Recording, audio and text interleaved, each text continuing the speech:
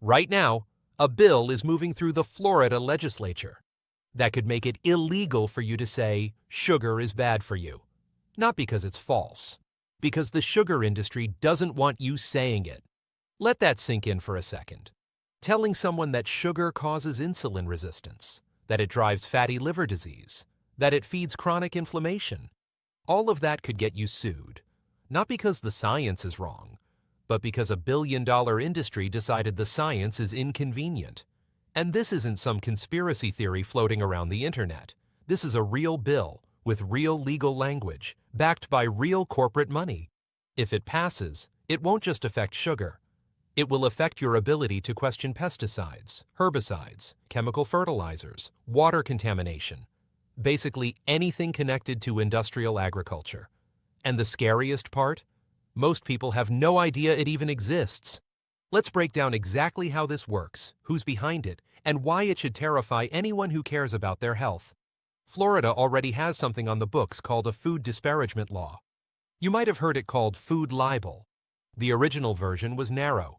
It applied to perishable foods, fruits, vegetables, things that spoil quickly. The idea they sold to the public was simple. If someone goes on TV and lies about strawberries being poisonous, and farmers lose millions overnight because nobody buys strawberries anymore, those farmers deserve legal protection. And honestly, on the surface, that sounds reasonable. Nobody should be able to fabricate lies that destroy a small farmer's income. But that's not what this law was ever really about. And we know that because we've seen how these laws get used in practice. Back in 1998, the Texas beef industry sued Oprah Winfrey under that state's food disparagement law. Her crime?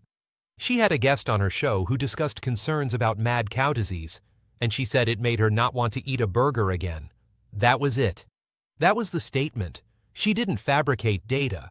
She expressed a personal reaction to information about a real disease that was killing people in Europe. The beef industry took her to federal court anyway.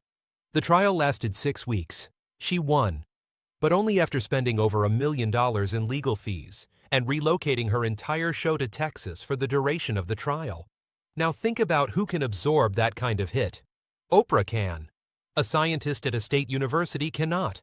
A health educator with a YouTube channel cannot. A local journalist investigating chemical runoff in their county definitely cannot. That's the entire point.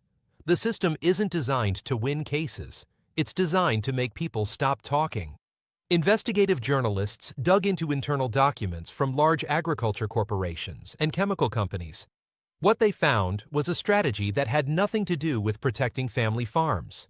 The internal goal was to build a legal framework that could be weaponized against critics. Environmental groups, journalists, scientists, activists, health educators, anyone who might say something negative about the products these companies sell.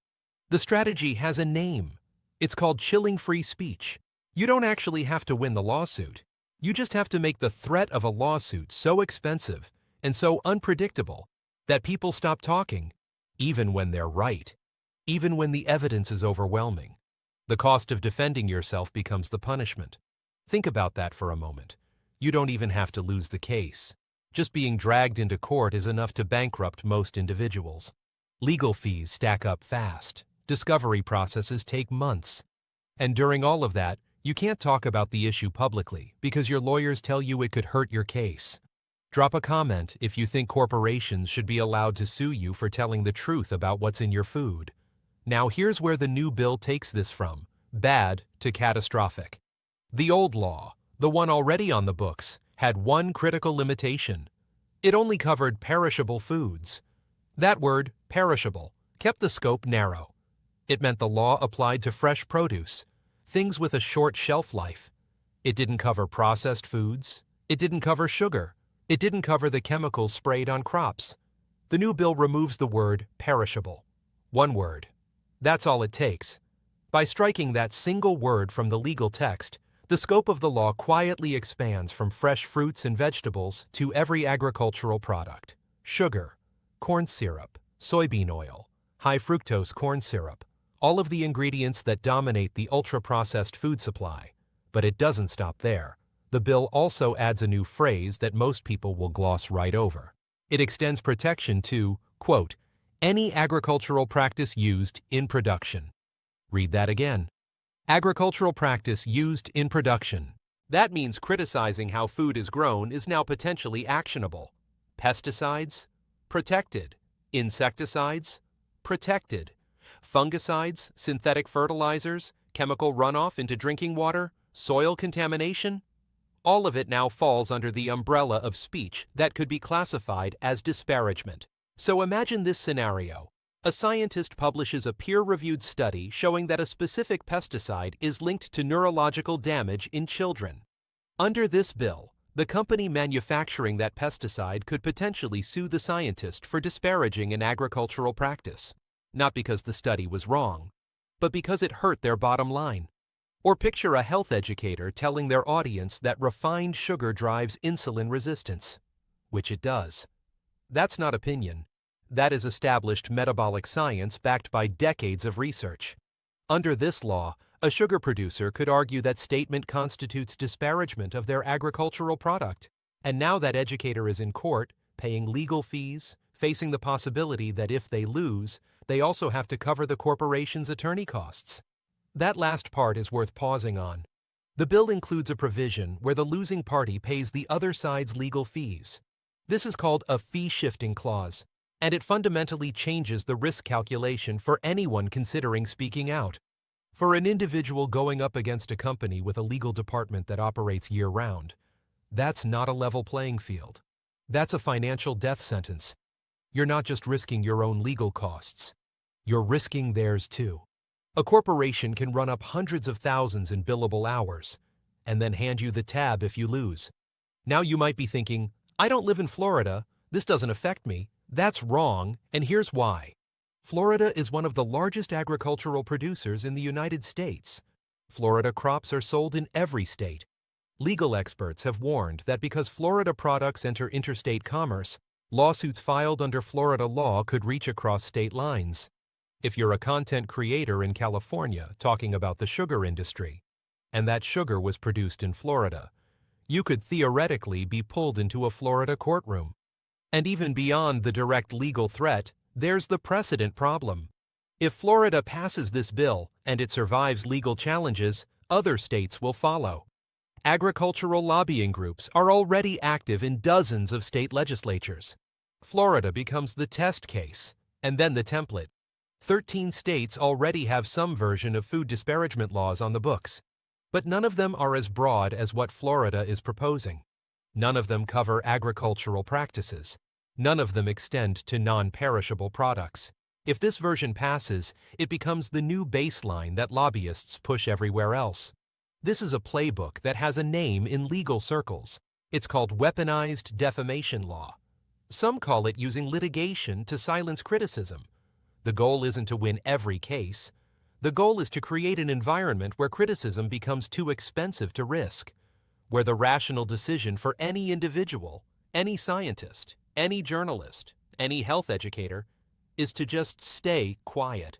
And that's when public health dies. Not from a single dramatic event, from silence, from the slow disappearance of the people willing to tell you the truth. Let's talk about what we already know to be true, and why silencing this information is so dangerous. Excessive sugar consumption is linked to insulin resistance. Here's how that actually works in your body. When you eat sugar, your pancreas releases insulin to shuttle glucose out of your bloodstream and into your cells for energy. That's normal. That's healthy. But when you're consuming large amounts of sugar repeatedly throughout the day, which most people eating a standard modern diet are doing, your cells get flooded with so much insulin so often that they start to become numb to the signal. They stop responding efficiently. Your pancreas has to pump out even more insulin to get the same result. That's insulin resistance. And it's the metabolic foundation underneath type 2 diabetes, obesity, heart disease, and even certain cancers.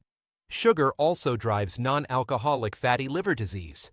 Your liver is responsible for metabolizing fructose, and when it gets more fructose than it can process, it converts the excess into fat.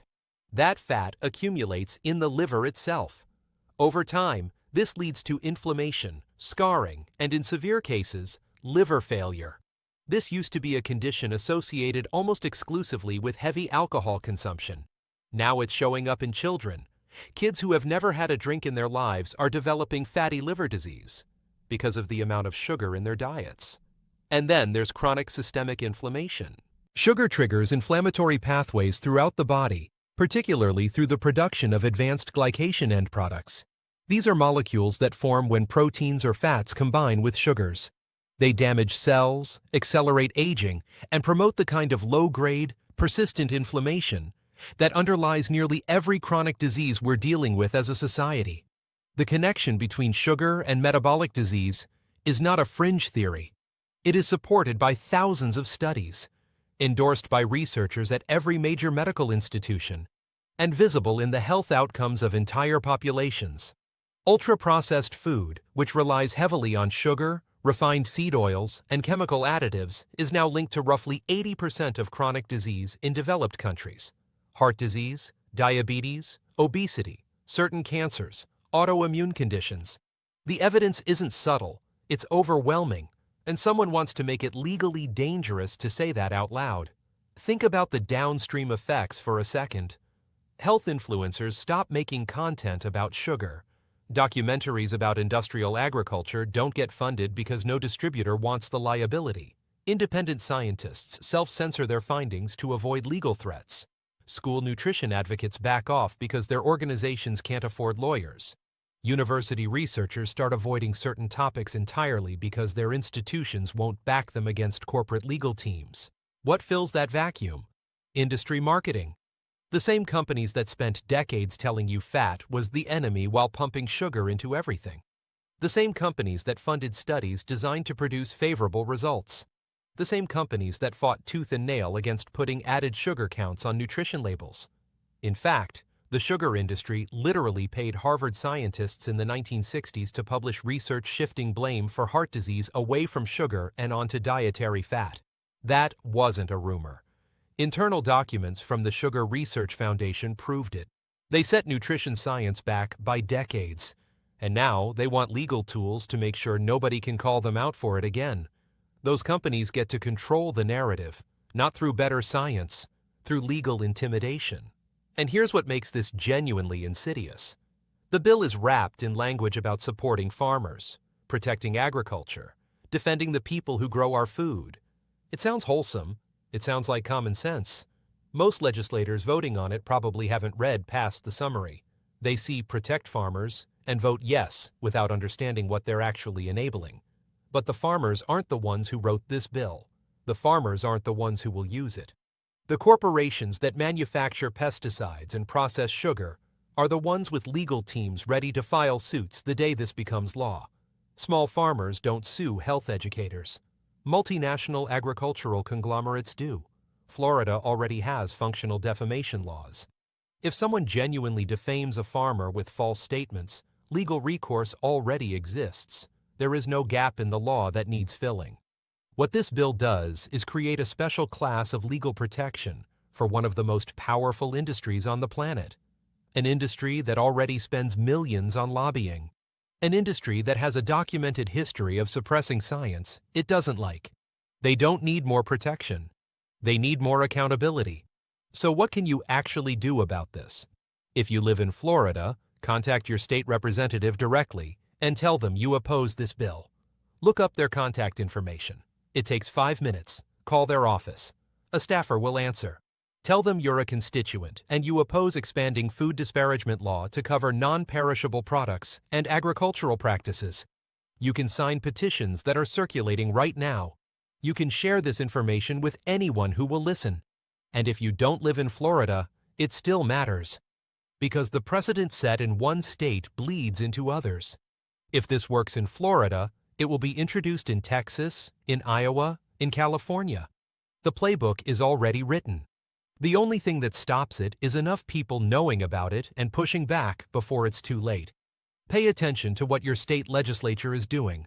Most of these bills pass quietly because nobody shows up to oppose them. The corporations show up. Their lobbyists show up. The question is whether anyone else does. 80% of chronic disease is connected to what we eat. That's not an opinion worth suing over. That's a reality worth fighting for. If this changed how you think about who controls the conversation around your food and your health, subscribe.